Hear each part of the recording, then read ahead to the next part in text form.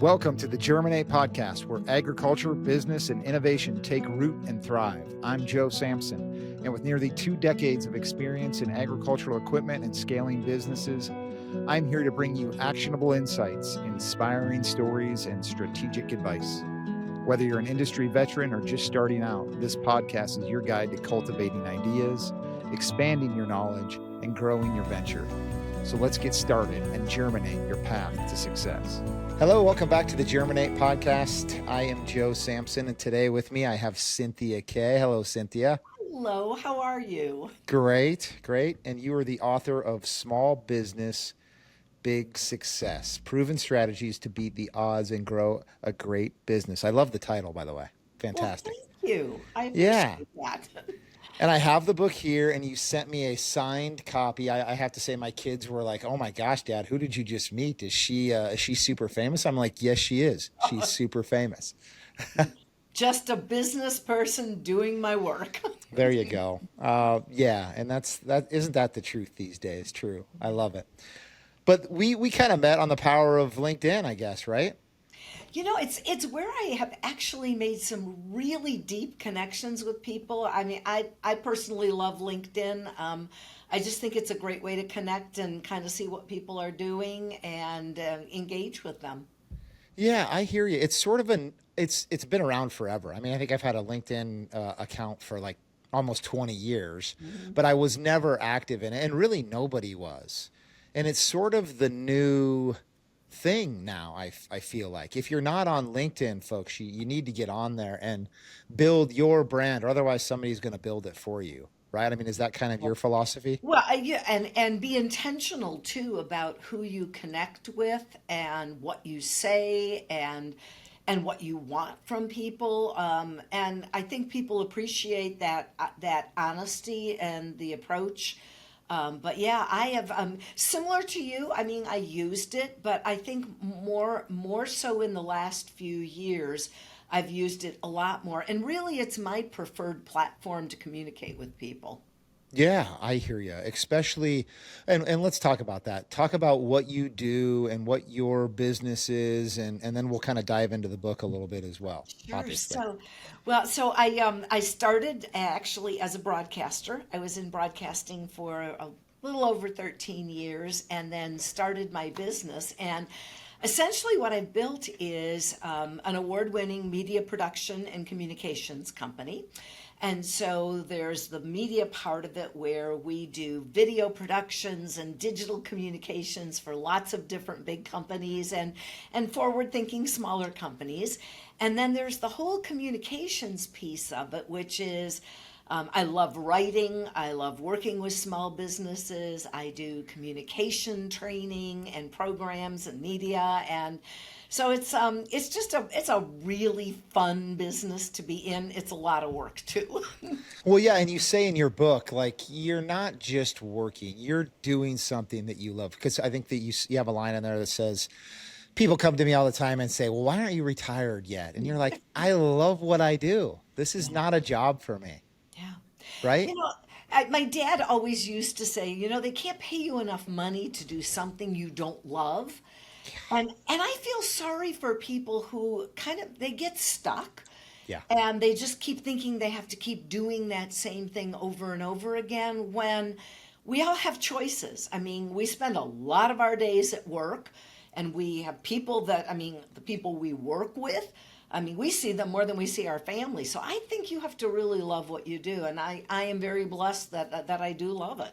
I wonder if there's a percentage out there of what, if you polled everybody and asked, "Do you love your job, yes or no?" The percentage would probably be what, in your opinion, on yeses Oh, versus nos? well, I definitely think there it would be over 50% that are not happy. Yeah, I wouldn't go up to like maybe 80%. I think it's Yeah. way up there. But you're right. It's tough. It's challenging to do to branch out and go out on your own. And I mean, it's scary. It's kind of like jumping off of a cliff and being like, "Uh-oh, I don't have a parachute. What's going to happen here? Am I going to land this or what?" I Yeah, mean, but what's the worst that can happen? You fail. Right. Go back, you find it. I mean, I really think that, and I'm not one of these people that, like loves to wallow in failure. I like to win. I Yeah, like of to be course. successful. We all do.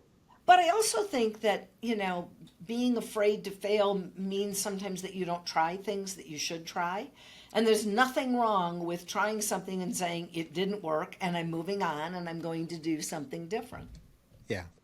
Yeah. Well, and I'm a believer God put us on this earth to thrive. And he didn't want us to be miserable and wallow around and sit there and be like, "Oh my gosh, I got to go to work again." No, no, no, no, no. He put No, us no, no. here to thrive. And so if you're feeling stuck out there, give me a call, give Cynthia a call. I know both of our voices could help you. Cynthia probably much more than mine. You're well more experienced in this than me. I don't know about that. Well, let's dive into the book. So, my first question was, when you get into kind of consulting and going out on your own, we as consultants we try to sooth out, find out, search problems. That's what Mhm. we're looking for. Sure. Because we feel like we can bring a solution, right? So clearly you were like, there's a problem in the market, and I want to create a solution here by writing this book, because I've been looking into writing a book as well, but I'm still trying to figure out where to go. But you were like, this is there's a void here. Tell us about that. Well, and it's funny because this is actually the third book I have written. And the very first book that I wrote, I had no intention of writing a book.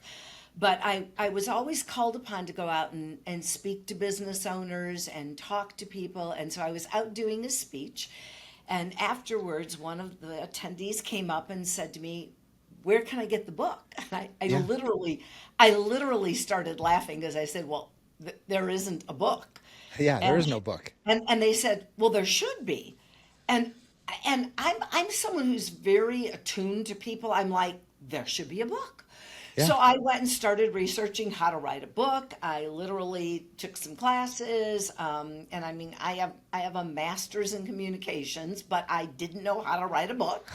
So, well, it's a different skill. So I Sure. went and I got educated. I got an agent. He sold it to a publisher. And that was a number of years ago. The most recent book, quite frankly, is because that original book, so much has changed for business. Ah, yeah. And so the publisher and I were like, we really need to rethink this. And when I scanned out there, and I'm big on going out and doing your homework and your research. And so Hmm. what I did was I went and looked. And there's a lot of books that teach you how to do a thing, how to start up a business, how to sell, how to market, how to transition, whatever. What I Yeah, how did to get 1,000 leads in Right, 25 how to days get or it done. something. Yeah. So what I didn't find was something that spanned startup to step out, and something that gave you the whole picture of what it is like. And so I kind of sat down and I said, well, there's success at starting up. And guess what? Even if you are a mature business, you're probably starting a new product line or you're moving into a new territory. You're now back in startup mode, right? Sure. And then there's, success at operations, because, you can have this great startup, but if you don't have great operations, you're not gonna make it. So that became a section. And then it was like, well, let's face it, if you aren't growing, Yeah. so I have a whole section on growth. And then I've been in business 38 years. I have beat the odds. Yes, you Yeah, have. I mean, really, there's a very small percentage of businesses that are around that long. And so I thought, you know what? How are you successful at stepping out? What is it that you need to do when you get to a certain place in your career Hmm. that still feeds your soul and helps you move to the next phase of your life? So, what I'm really proud about is the fact that the book is like that whole span, and it's practical. It's down in the trenches, and frankly, it's not just my story. I mean, that the journalist in me came out. I went out and interviewed people all over the country, so they're their stories as well, Yeah. and that's what's been fun for me. Yeah, it's funny. I was speaking at a conference last week, the one I was talking to you about, where I got a little bit of the airplane flu. So pardon my voice. Uh, But yeah, it was about family businesses and what we can learn from family businesses. And I had everybody in the audience raise their hand on who here has a succession plan, an exit strategy. Oh yeah. And I'm telling you, Cynthia, there was, I don't know how many people in the room, but there was probably like 5 hands that went up. It was crazy. No one, no No, one had an exit strategy at all. I actually did a survey a number of years ago when I was writing this book, and I found the exact same thing, and I was floored. Yeah, People think it's just going to happen. it doesn't. It Yeah. doesn't. Yeah. I mean, you got to have a plan. You got to have, and you can't just wait to, I don't know, come to your desk one day and then Yeah. fall over and then everybody's left to go, oh, you know what are we going to do now? Well, and you know what? That's actually one of the key things that I talk about in the book is sometimes people wait until they're in their second stage of their career or whatever. I actually think you should be thinking about the exit plan before you open the doors. Oh, Because if 100%. you don't think about that, you don't know how you're going to grow the business. Yeah. But if you have a plan, you might say, you know what, I want this to be a lifestyle business. Okay, well, then you're going to grow it differently than you would if you are starting a business that you want to really ramp up and sell or merge or acquire other businesses. Totally different kind of a thing. Yeah. And you're spot on. Have a plan now, even though you might be 30 or 40 years old. So what? Have a plan because then you start working and driving towards that vision in a way. We all think we're going to last forever. There's one universal truth. We're all going to die someday. I hate to break it to everybody. It's 100% fact. Yep. Well, let's dive into the book a little bit here. I love your opening story, how you kind of started your entrepreneurial journey with your, you're laughing already, but I love it. I mean, it started when you were a kid. You were working for your dad and it was a laundromat, I believe, right? Or a cleaning, yeah, Dry a cleaners. laundromat, Yep. dry cleaners, yeah. And so talk about that. That gave you your first initial itch. You didn't mention how old you were, did you? How old were you when you were doing Oh, this? I mean, starting from when I was like 5 years old, my Okay. dad would take us to the. So, that's one of the cool things about family businesses is Yeah. everybody gets a chance to do it. But I mean, I love that my dad would take my sister and my brother and I to the store on weekends, right? It's awesome. And I said, my first job in operations was I got to sweep the floor, Yeah. right? You know? Exactly. There you There was go. no place but up, right from there. And Yeah. then as I got older, my dad let us, we worked the counter during summers. I was the counter girl, and I'd check in the clothes, and we wait on the customers. It's your first promotion. There My you go. first promotion. Yep. Yep. And then I really hit it big because my dad gave me the keys to the store, Yep. and I got to open and close the store and go to the bank. That's when people actually did go to the bank to take the checks and the money, right? Right. For But you that was young my listeners out there, a bank is this place that yeah, I'm kidding. Go right ahead. there you go. But you know what? I mean, that gave me such an understanding of all of the aspects of business. Yeah, it's a great opening story, and probably you're not alone in that. You get a little taste early on in life about not just sweeping floors and working the front desk, but now you're responsible enough to say, "Hey, I've got all the money to the business, and I can't screw this up." You learn how to be responsible and get a little wins and build some momentum, and that's how your journey started out. That's Yeah, where I you're at always knew today. I was going to run a business. Yeah, yeah. I, It's I always just thought that. yeah, and look at you. That's how it worked out, and here you are. So congrats. Here's some stats for you. These are directly from your book. There are over 32.5 million small businesses in the United States. This is from 2024, so this is pretty recent. Yeah. It's a crazy number. 46.8% of the country's private sector workforce, or that's who's getting employed by small businesses. So it's the main driver of our entire country. Yeah.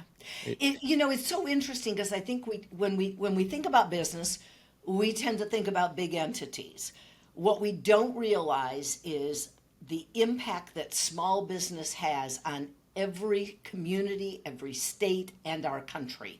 Small business is what's making things happen.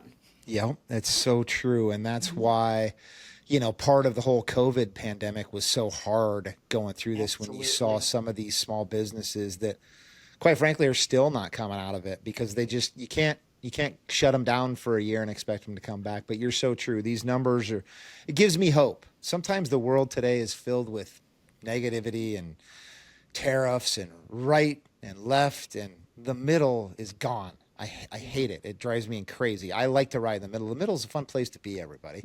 Just get back to it. Let's see some more stats. Over 5 million in 2022. Over 5 million new businesses started. So people are still driving and going, and there's still hope that there's a lot of entrepreneurs and businesses out there, that are trying. And you see that clearly every day in your research. Yeah. Well, and what I see too is that, maybe perhaps one of the things that came out of the pandemic is that people started to think differently about what they wanted to do. And we saw the rise of people's entrepreneurial spirit and people finding things that they loved, that they wanted to do. You heard about the Great Resignation, people leaving because they didn't want to do that. Well, many of those people started small businesses. There's always a good and a bad to Yeah. some of those things, right? Yeah. Some of those people should not have started businesses. I'm being I hear I'm you. being honest. They Yeah, should I not hear you. have started businesses. Yeah. I think you call it a love-hate relationship maybe in the book, which is so true.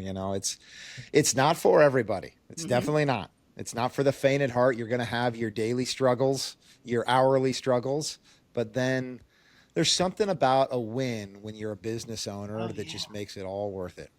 You know sure. what I mean? Well, and there's the other side of it, at least in my mind, that I see is when I talk with small business owners, when you ask them, why did you do this? A lot of them don't talk about the product that they make or the service. What they talk about is they wanted to have greater control over their life, their Yeah. destiny, their Yeah. work career. Yeah. And you find that as one of the number one reasons that people start a business. I mean, it's the reason I started a business, right? Yeah. I, Yeah. I wanted more control over my life. I hear you. I did too. Although I have about 30 reasons why I started, but that was definitely one of them. That would have probably been in the top five for sure. Sure, But absolutely. there's a lot. But I still think we should talk about our products and services maybe a little bit more. Absolutely. Yeah. I mean, because you've created something, you've given it a way to get to a market, and then somebody pays you for that product or service. It's a Sure. great feeling. Oh, yeah. It's simple, but it's a great feeling, and you should be happy about it. You know what I mean?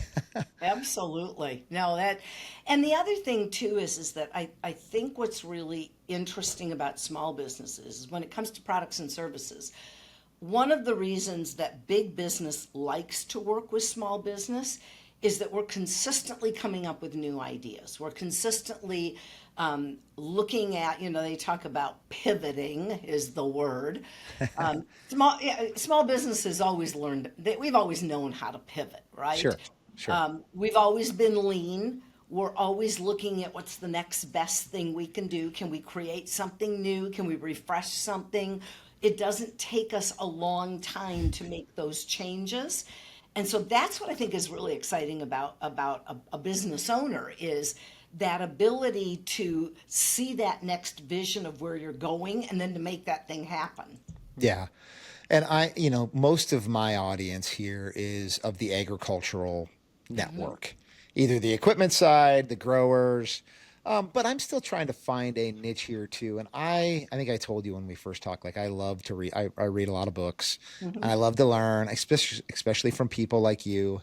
And I think there's a lot of little takeaways here from Oh, everybody's career, whether it be an ag or whatever business, just to understand that one, you're not alone. There's help out there for you. There's resources like sure. Cynthia Kay and her book and her three books now. I didn't realize that. That can help us all get through the daily struggles, be it process, sales, you name it. You name them all here in the Well, book. They're everywhere. and what's interesting to me is, as business owners, we think, oh, wow, my business is very unique. Well, yes, every business has its unique characteristics, but we all face the same issues, right? Yes. You know, Yes. we might have, issues with labor shortages. We might have issues with supply. We might have issues with getting equipment that we need, or how do we get people to buy our products? Do we find new outlets? So there's commonalities amongst all businesses. And the thing that I have found that's the most fun is get a group of business people in a room together. You don't even need a program. I mean, they just start talking, right? Yeah. Because they're so excited to find other people and have some conversations about what are you trying, what are you doing. So I there's great value in having those peer discussions that business owners have, and finding out what are other people doing that's successful. Yeah. I mean, isn't that the best part about having a network too? Is Yeah. just those conversations, maybe, over beer at the lobby bar in the hotel or an actual networking event, and just those commonalities and those things that we all kind of long for, just to relate to one another, even if it's misery. Misery loves company. It's a cliche, but it's true. You know what I mean? It is true. Yeah. I mean, unfortunately, but yeah, and part of my business, obviously, well, I shouldn't say obvious to you, but I'm in a consulting business myself, typically for the egg equipment sector. But there's a big name there called consulting too, and so I work for myself and I build myself around other networks, which is how you and I kind of probably got connected. Absolutely. So in a sense, Cynthia, you and I are kind of like coworkers at this point in time, you know? We are.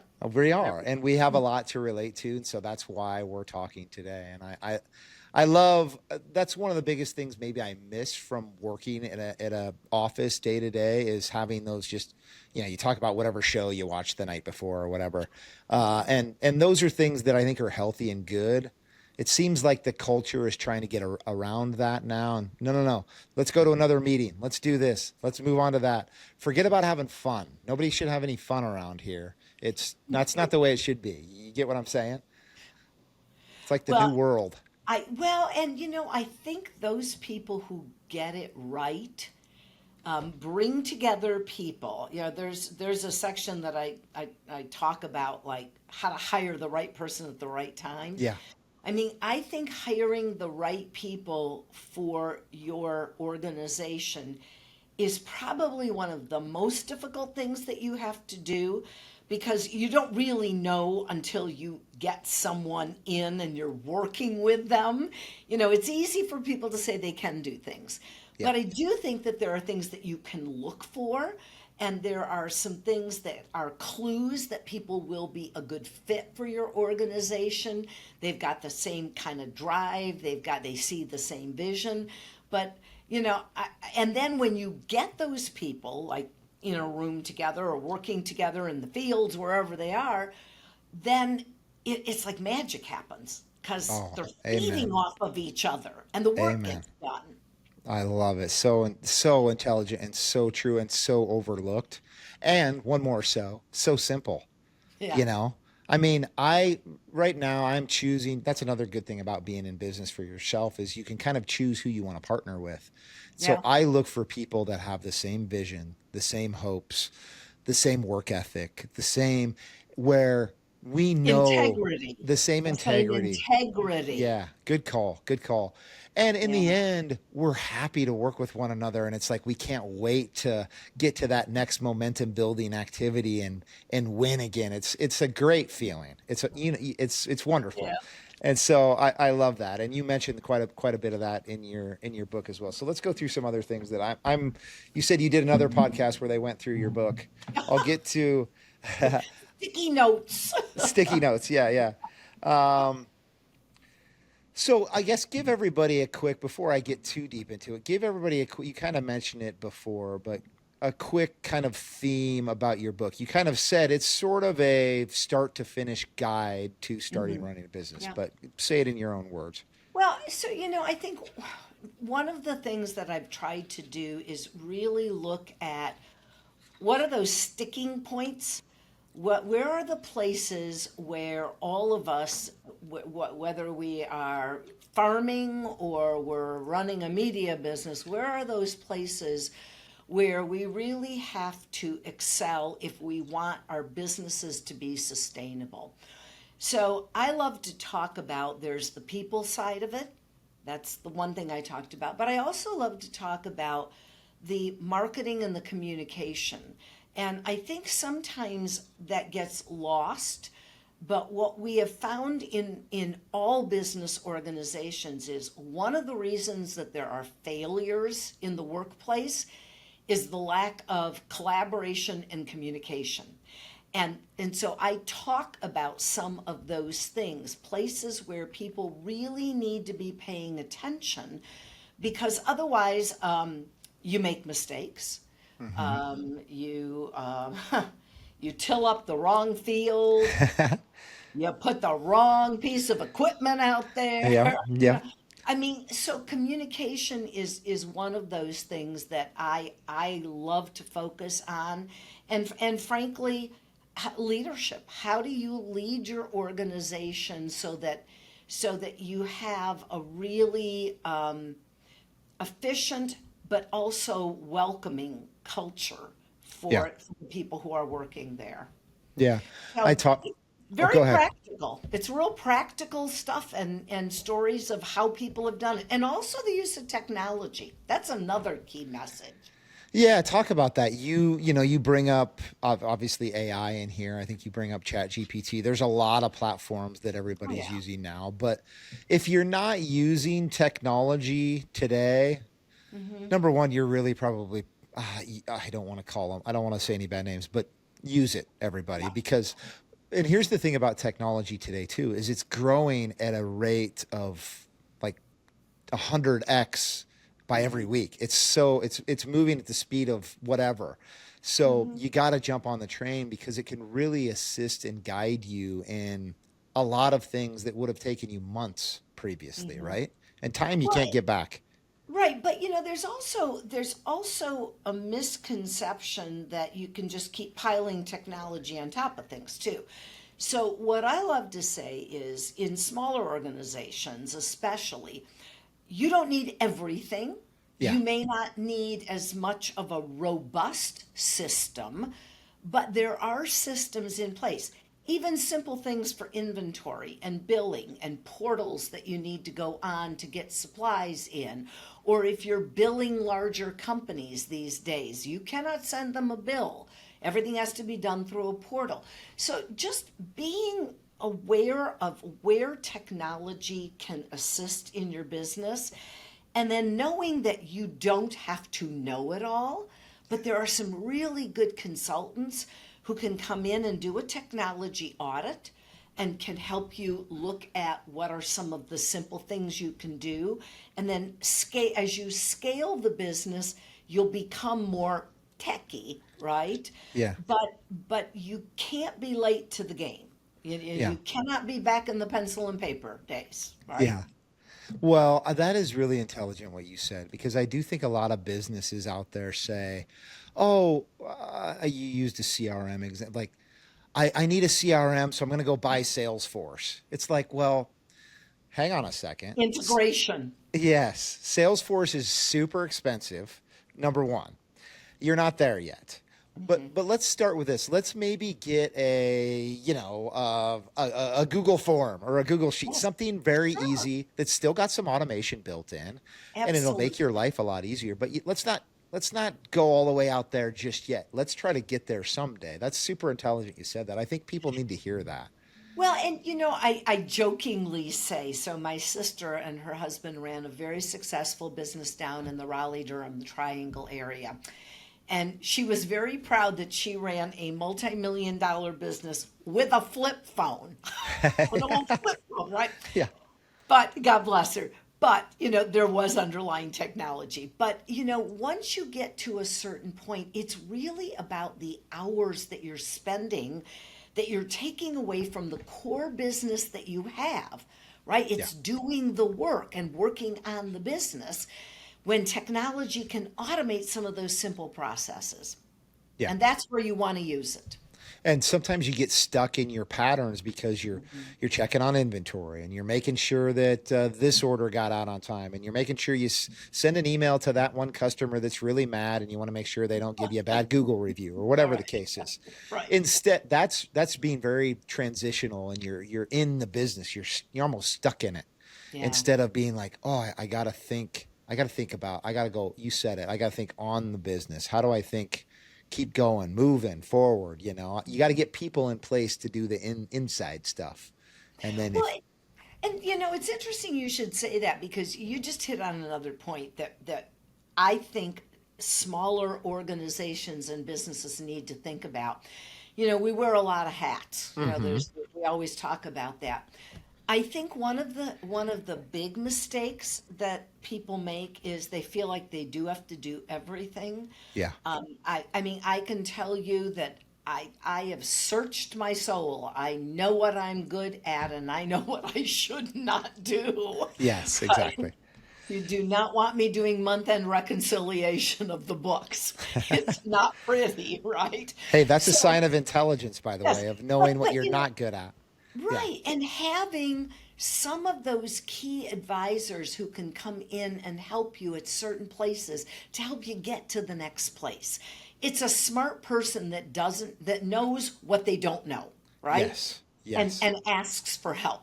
That's how Yes. we move ourselves ahead. Absolutely. Yes, so true. I love that. That is great, and I think people do definitely need to hear that, because we do get stuck in. Well, I just got to do everything because it's my business. It's got my name on it. I got to make sure I do everything, or otherwise, it's not going to get done. It's like that'll work for a time, but that's no Yeah. way to scale a business, and Can't grow. you can't grow that way, and you can't start and end your book that way. There's no chance. And so we can't, just due to the nature of time. I could Yeah. talk to you. I could talk to you for a long time. By the way, you're Oh, well, you're thank you're you. one of those people that are easy to talk to and insightful. I love it. Well, Uh, what can I help you with? What would you like to talk about? well, what I love in the book too is after every chapter you kind of give a three tips, if you will. What inspired the tips? Have you seen that in other books? Well, so I honestly, I wish I could tell you that it was my idea, but it's not. So, Okay. so I have done over the years a variety of work with Wiley Publishing. Okay. And if any of you have ever seen a For Dummies book, they're kind of black and yellow, and there's this stick character. He's Of the course, I dummy. remember. Yeah. Well, all right. So, what I love about that is that the dummy isn't really a dummy, but the dummy is someone who's smart enough to know that they don't know how to do something, right? So Yeah. they go get a book and they learn how to do it. And in that book, there's always like this body of content, and then there's tips. And I thought I loved that format because it kind of brings it back at the end of a chapter and says, think about these three things and Yeah. how do they apply to you. So I stole it from them. You stole it from. We'll edit that part out. Don't worry. No, it's okay. Yeah. I'm sure that they would be flattered that they have provided that format. Well, it's just sort of you as the author giving the reader some quick little educational points. Like, Yeah. I know I said a lot to you today, Mhm. but I really want, if you pull three or four things out, pull these three or four things out, and I love that. It's a way to just retain what you're saying in a much easier fashion. So I've seen this in other formats and books, and I love it when people do Yeah, this. So I do too. I do love it. yeah. Um, let's see. I'll just kind of go. I wanted to make one more point. You're you've mentioned this, but you have a chapter 22, step out and into the next adventure. I Yes. love that phrase and that name. And I think the way I'm picturing this and the way this reads is, you know, you said it before, just because you retire from something or close something, that doesn't mean you have to just be done with learning and developing as a person, right? No, it's interesting. In fact, I was listening to a podcast today. If anybody's looking for some really interesting podcasts, Dr. Roger Dean Duncan, he wrote a book called Change Friendly Leadership, Okay. and he has a podcast called Leader Shop. And I was listening to one of the podcasts, and the guest was talking about you shouldn't stay one day longer at a job when you know you should be moving on. And it was fascinating to me because I think, and in fact, so here I will give your listeners an exclusive here. I'm in the Okay. process of writing book number 4, and it's Oh, nice. really all about stepping out and how do you do that? Because stepping out doesn't mean you go sit on a beach and eat bonbons, although you might. Yeah. It could mean that you go and do nonprofit work. It may be that you become a consultant. It may be that you close the doors and go start another company or go start another. There are so many different ways that people can craft their careers and their lives. And I think we don't pay enough attention to it. Yeah. And so I feel like that's if we can get people thinking about what's your next adventure, and maybe it's just going and traveling, or maybe it's spending more time with your family, but you have to be intentional about what you want to do. And if you think about that, you're also going to work in certain ways so that you can afford to have that lifestyle and also be healthy enough to Yeah. be able to do that. Yeah. So I think there's a lot of things that come into play. We need to sometimes stop all the busyness and think Yeah. just by ourselves, Yeah. 5 minutes. Yep. Take a pause and just, control your thoughts. And, yeah, we live in a very busy world and it's hard to do that because it's just like, oh, I got one thing done. Let's go on to the next thing. And my to-do list I was even looking at my to-do list today. There's, uh, 19 things on it. Are we a little type A? Is that what we are? No, I'm really not. I don't feel like I probably should take another personality. I mean, I am a little type A in certain things, um, but I'm a massive to-do list guy. I Mhm. have no choice but to create a to-do list. This is all from follow-ups from last week when I was gone. So, but I've checked off, let's see, How many? three quarters of them. Oh, that's pretty good. Pretty good. I'll take Yeah, it. that's great. And I got a lot of hours left in the day, so I'll get that done. But that's what helps me is having conversations like this. It's why I love to do this podcast because it helps me to stop and just be like, I got to be present here and have a conversation with Cynthia and whomever else of the world. And your story to me is very inspiring. It's where I want to go someday. That's why I was excited to talk to you because it's like Yeah. you've modeled your career after a lot in our space that want to do sort of similar things. I look forward to talking to you about me writing my book one day. I And told you I will do that. I Yeah, know you said absolutely. I'm going to lean on you. I promise you. That's okay. I What? got very big shoulders. Yeah. Well. Yeah. That's okay. Yeah, you do. Give us some lessons on. You talk a lot about leadership in this book. You already hit on it, but give us Yeah. some lessons on what does a good leader look Hmm. like? Yeah. If you were to have asked me that question maybe even 10 years ago, I would have had a different answer. Yeah. I would have. So I personally think that leadership is changing and evolving significantly because we have so many different generations who are now all working together. Yeah.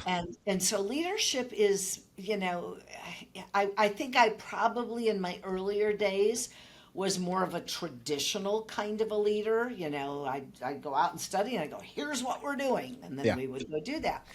I think now what I have is a lot more patience and a lot more listening time because what I have discovered is that the more I listen, the smarter I get. Yeah. And and so leadership to me is that doesn't mean that you don't make decisions because a lot of people, they go and and then they never make a decision. That's not what leadership is about. Leadership to me is about really taking the time to look across what it is you are doing and seek out the best advice that you can from a variety of different places analyze that content, synthesize that, and then make a decision. You don't go float balloons all over the place and say, what do you think? You actually have comfort in doing what you're doing. And sometimes, to me, what happens is I think leaders, we have to move so fast today. They're waiting for more information. They're waiting for more data. They're waiting for more. A leader has to have some intuition and some, listening to themselves about what is the best path. And then you have to model that path. You can't expect that people are going to follow you if you aren't authentically doing what you are asking other people to do. Yeah. I mean, and so for me, that leadership piece is it's a responsibility. I mean, I have 11 families. Now you might not think that's a lot, but in my business, that's a lot because a lot of companies. And so I take that responsibility very seriously. I have hundreds of clients. They're depending on me to be a good leader. Exactly. Right? Exactly. And so I think, there's not one way to lead. Yeah. There is no formula that somebody goes, oh, go do this, this, and this. That's not how it happens. Every leader is unique in how they do it, and they develop that over, I think, many years. Yeah. But I do think that, leaders are looking at the big picture. They're not micromanaging, right? Yep. They are looking at the big picture and doing what is best for their organization, for their stakeholders, for their customers. That's what we're doing. Yep. And I think you kind of nailed it there. Be you. It's okay to be you. You don't have to be Elon Musk. You don't have to be Donald Trump. You don't have to be some of these guys that there's a million books written about how to be that leadership style. Be you. That's enough. Yeah. Just be authentic and be real. And some of the best, well, in my opinion, the best leader in the world. We're going to celebrate him here this Sunday. He was the best servant, and therefore he was the best leader. So, and that's probably a quality we should all try to emulate, right? And really, if you think about that, it was gentle and loving leadership. 100%. 100%. Yep. Absolutely. Yeah. Well, like I said, I'm inspired by you. I appreciate this conversation. Thank you so much for reaching out. I want to do it again sometime because I feel like we could go on for much longer. Tell people about you, how to get the book. I'll put it up here, and I'll also put it in the show notes as well. But. So, it's on Amazon, so that's probably the easiest place. Also, some of the other outlets, but Small Business, Big Success. I would encourage people I love having conversations with people. Reach out to me on LinkedIn. Yeah. Happy to have a conversation with people. And, and always willing to share what I can. I had a lot of people who helped me along my journey. And my next adventure, as I call it, there you go, is that paying forward. It's connecting with people and doing what I can do to help. So, but I really, and I have to just say, so I have to compliment you that first of all, you accepted my invitation on LinkedIn because you don't know me from anybody. No. And then we just had a really good conversation, and it's fun. But when you meet people, there's a connection, and you can, you said be yourself. I say you do you. Someone else taught me that. Yeah, right. But it's so fun when you meet people, and so I appreciate the opportunity. It was great. Yeah, you talked about it, an intuition, or I call it a vibe, and we had a good vibe right off the bat, and I always trust that. Trust that. Me too. Yeah. I've learned that when I don't, it's a mistake. It's a mistake. Exactly. Well, up top, thanks so much for joining, and we'll do it again sometime. So everybody, Cynthia K, go follow her on LinkedIn. Her book is Small Business, Big Success, Proven Strategies to Beat the Odds and Grow a Great Business. Cynthia, thanks so much for coming on. Thank you, Joe. Hey, folks, thanks for tuning into the Germinate podcast. If you found value in today's episode, be sure to subscribe, leave a review, and share it with others in the industry. And join me next time as we continue to explore the innovations and strategies shaping the future of agriculture and business. Until then, keep growing, keep innovating, and keep germinating your success.